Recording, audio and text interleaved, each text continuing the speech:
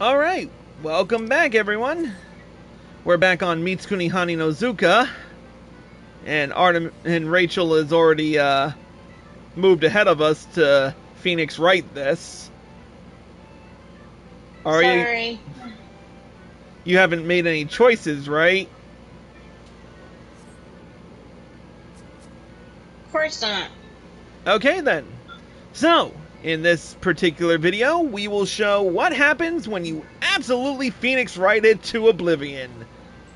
Ah, there you are. Observing from afar, I couldn't help but notice just how thorough you've been in your investigation. Pray tell, do you believe you've arrived at the truth? It's all clear to me now. The conclusion of this quest will differ depending on the choices you make in the following sequence. However, the rewards will remain the same. Let's do it. Truly. In that case, by all means, let us share your deductions with the others. Alright, so this scene that's about to play out is the one that you do the first time when you're doing the Great Horn Heist. Captain Deleuze, I thank you for allowing me to oversee the proceedings. By the power vested in me by Lord Mandeville, I promise to consider well all the evidence at hand, and render a fair judgment regarding this unfortunate incident. I trust this is acceptable to you. I see no reason to object. After all, we only wish to arrive at the truth, same as you.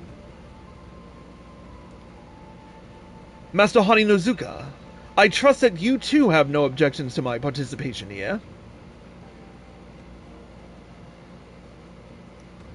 Very well. Then let us begin. Captain Deleuze, pray summarize the details of the incident for us once more. Gladly. A few bells ago, a Sabatondo Imperador horn went missing from the Gold Saucer's prize vault, located behind the main counter. It was noticed by a sharp-eyed attendant whose shift followed that of Hugh. Thorough questioning of all witnesses in the area at the time revealed that no other persons, attendant or customer alike, were seen behind the counter at the time. Investigating our records, we further learned that Hugh was arrested once for petty theft before being employed here at the Saucer. We have named him a primary suspect, and an interrogation is being conducted as we speak. That is all. Thank you, Captain Deleuze. Master Hani no Zuka, Olia has informed me that you too have been investigating the matter on our behalf. Have you any objections to Captain Deleuze's testimony? The true culprit is still out there. That's the choice you have to make. What? How could you possibly know that? One of the attendants' uniforms has gone missing. What's this, you say? Oh-ho! Then let us proceed to the next topic at hand. Captain Deleuze and his men are all but convinced that Hugh is the thief. Have you uncovered any evidence to lead you to believe otherwise? If you're so sure he did it, then where is the horn?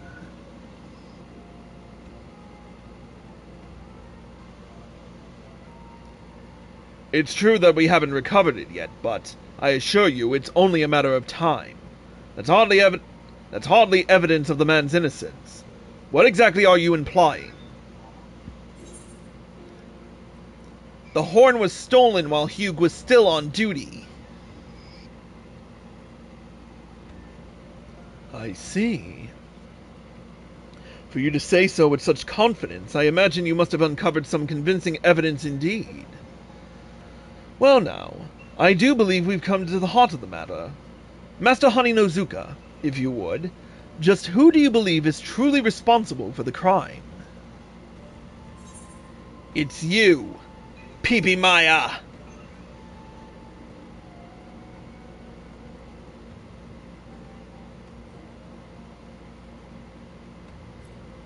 Me? Is this some kind of joke? I'm no thief. I'm an officer of the law. You'd best have some proof behind these accusations, or I'll have you hauled and jailed faster than you can say Godbert Mandeville. The stolen uniform was Lalafell size. And so what if it is? That is proof of nothing. You need only look around you to see that I am far from the only Lalafell in this place.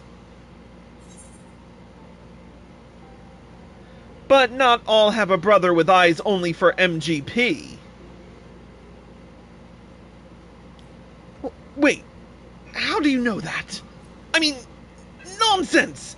I have an alibi. At the time the theft happened, I was at the Chocobo races. And I'll have you know I won myself a fortune as well. Ha! The joke's on you! Just ask any of the attendants here. They all remember me. Why, I'm one of their best customers. My most sincere apologies, Master Maya Peepee.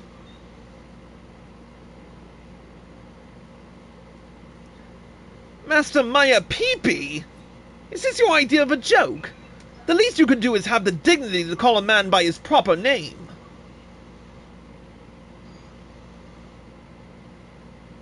What? Just the other day you told us that was your favorite nickname. Enough, Sasapano. It would seem our game is up.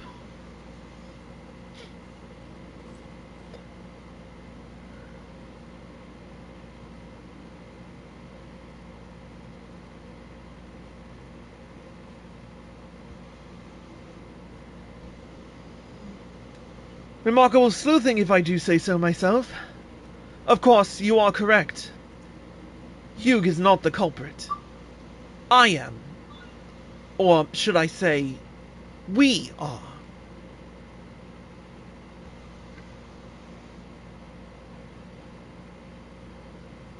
Master Maya Peepee? There's 2 of you? What is the meaning of this? You'd better have a good explanation for all of us. I am Peepee Maya. The real one, that is. The man who was posing as me until our ruse was revealed is my twin brother, Sasapano.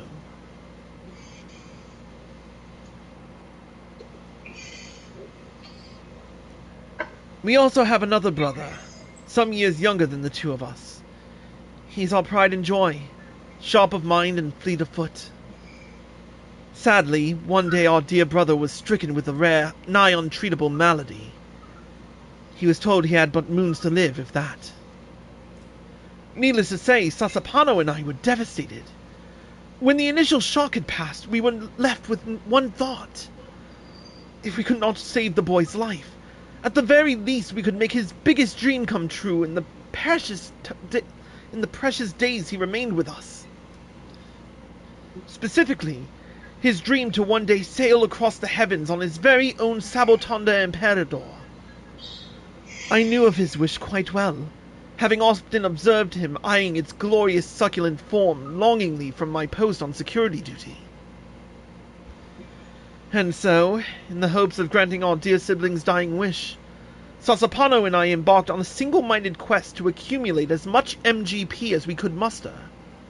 Sasapano, in particular, displayed quite the aptitude for games, and soon became known as one of the sauce's most successful regulars. The points accumulated rapidly, and in great quantities, but our brother's condition was declining even more starkly. We were racing against time, and seemed destined to lose.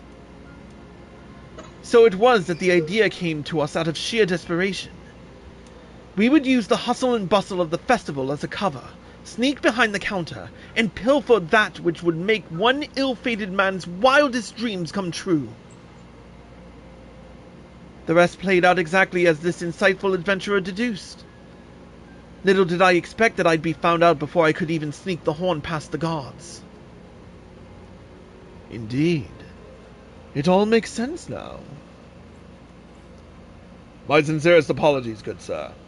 To think that not only did we wrongly accuse you, but that the true culprit, one of them at least, was one of our own.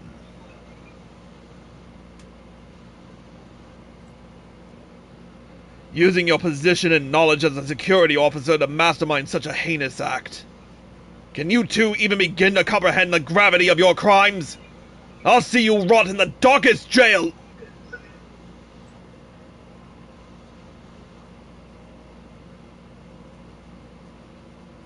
Wait! I beg of you!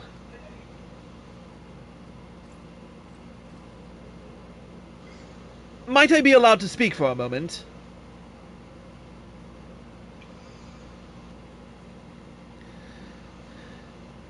I come from a poor family of refugees. Before they graciously hired me as a saucer attendant, I lived alone with my mother. For years, it was a constant struggle to put food on our plates. We feared that each coming day might be our last. Often I would hear my mother sobbing at night, unable to hold back the grief and pain she hid inside for her son's sake. One day, her name day was approaching, and I had a thought. Once, for one day in her life, I would do something that would bring a smile to her face. And so, I got her a ring. Or, more accurately, I stole it. I regretted the act almost immediately, but it was too late. I was soon apprehended, and I was dismissed from my job as a laborer, and was told I would never find work in this town again. With not even the coin to buy a scrap of bread for tomorrow's breakfast, I fell into utter despair. My life, our lives, were surely over. I was certain. It was then that a kind soul reached out to me. That kind soul was none other than the very man whose gold ring I tried to steal. I speak of the owner of this gold saucer, the one and only Godbert Mandeville. He made me swear a promise that I would never turn to thievery again, and offered me a position as an attendant here if I would obey. I am far from a wealthy man, but the remuneration has been more than enough to provide my mother and I with a better life than we could ever have imagined. I was deeply wounded, of course, when I was judged by my less than upstanding history and wrongly branded a thief. And I understand all too well that unfortunate circumstances do not justify turning to crime. And yet, hearing Master Pipi Maya speak just now, I cannot help but feel for him. And so, I beg of you, for what little that might count for, do not go overly hard on the man. Your plea has been heard, my good man. Hello, Godbert. Captain Deleuze, if I might have the floor for a moment, I would make a few propositions.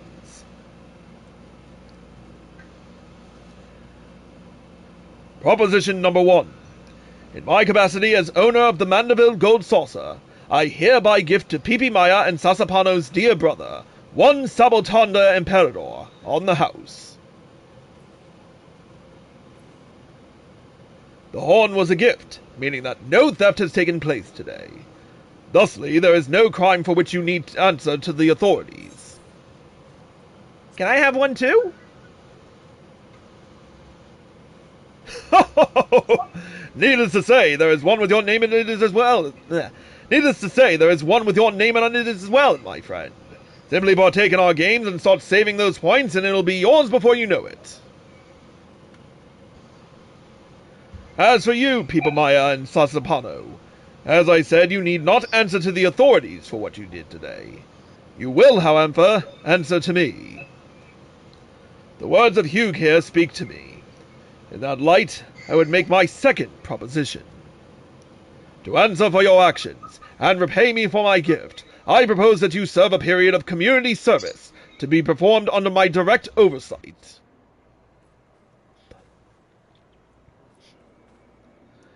Pipi Maya, you are to don a Senior Sabotander's suit, and serve as the caretaker's assistant in the children's ward at Frondale's frontistery. There you will do your best to provide succor and good cheer to the poor children who suffer as your own young brother does. This will, however, require you to undergo strict training until such time as you are able to perform a perfect Senior Sabotanda shimmy. Do you accept these conditions? Of course, I do. With pleasure, Lord Mandeville. That was well brought up. Too bad you weren't. Oh, my mother tried. Besides, you're just as bad. Yeah, but not on stream. Well, Anyway, of course I do. With pleasure, Lord Mandeville. Now for you, Sasapano. I dare say your knowledge and expertise regarding all things called sorcerer rivals almost any in the realm. It would be a shame to let that go to waste. And so, I propose that you serve as a chaperone for those children suffering from symptoms less grave. You will show them about the gold saucer, that their hearts may lighten and that they might forget their pain for a time.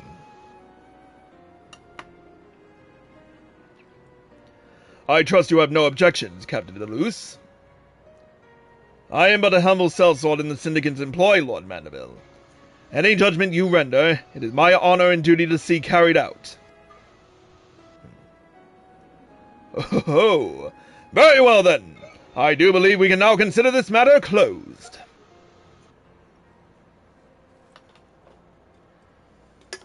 All's well that ends well. Anyway, let's speak with Ollier.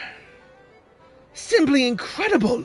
Thanks to your peerless detective work, my dear friend's innocence has been proven, and fair justice has been served to one and all.